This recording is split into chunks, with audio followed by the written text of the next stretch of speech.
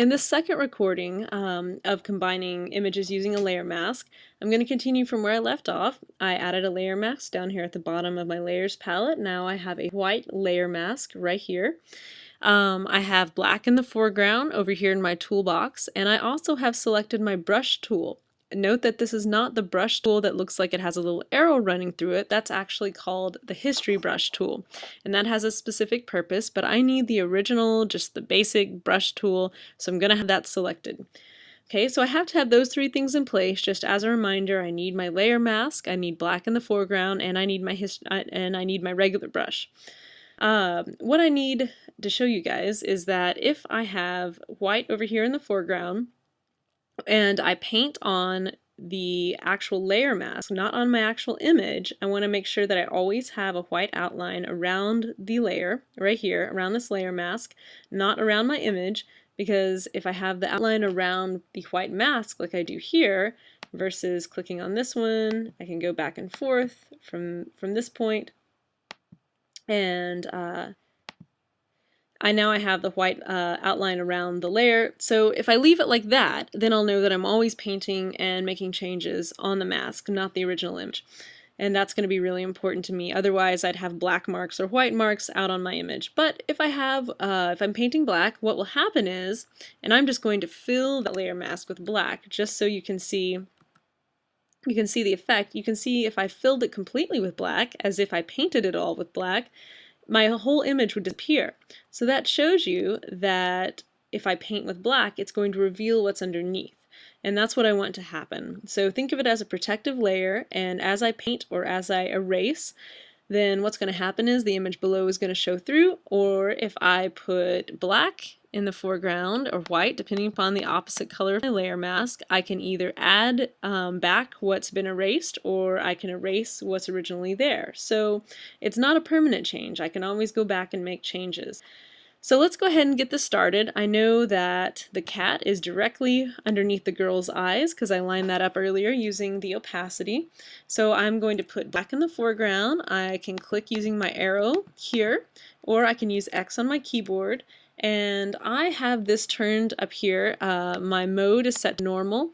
Make sure this is something that can really get you in trouble if that's not set to normal. I also have the opacity set to 100, and I have the flow also set to 100. I just want to show you this is going to be a very harsh change right here.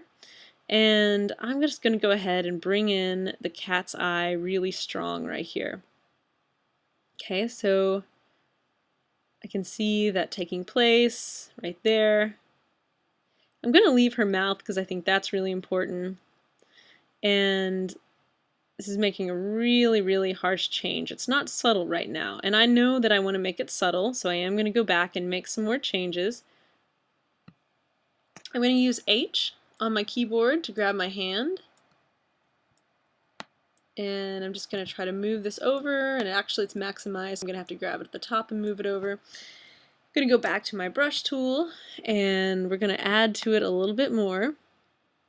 And actually that's the top of my image right there. So I don't need this area up here because I'd rather have her hair. So I'm going to switch colors and put white in the foreground, and that's going to bring back her hair. So that's just undoing the change that I just made because I switched colors.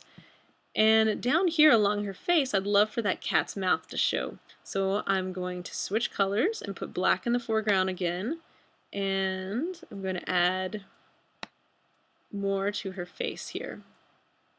And I can see where that cat picture ends right there. So of course I'm going to switch back, and I'm going to add her face back down here.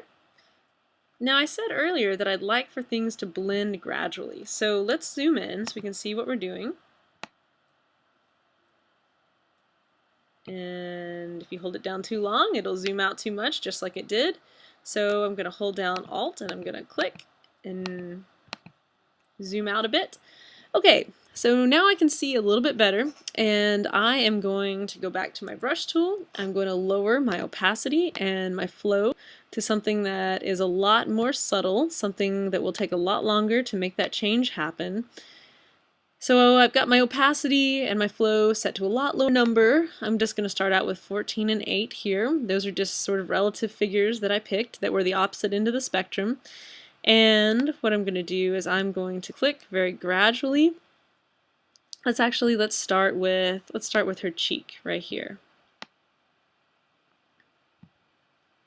Okay, and so what it's doing is it's just gradually bringing the details of her face back in.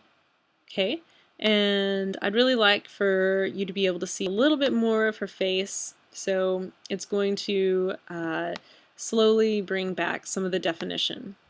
And that's because I have white in the foreground, and as you remembered before, I used black to really make a harsh change and show the cat's face underneath. So if I reverse that, it's going to make just a gradual change, and I'm going to bring back the definition in her face.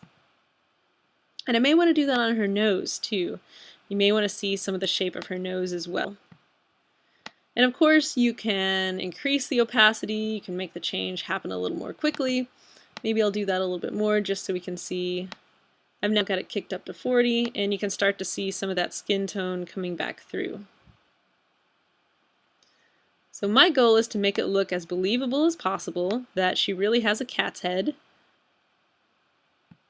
And I'm probably going to really want to spend some time merging it up here on her forehead as well.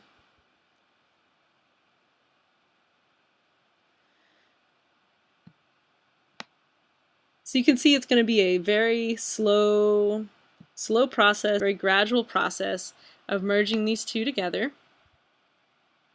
I'm just cleaning up these edges. I can go back in and give more definition to her face.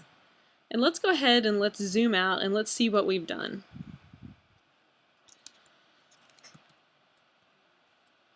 Okay, so this is my final image, and I'm going to go ahead and I'm going to stop there.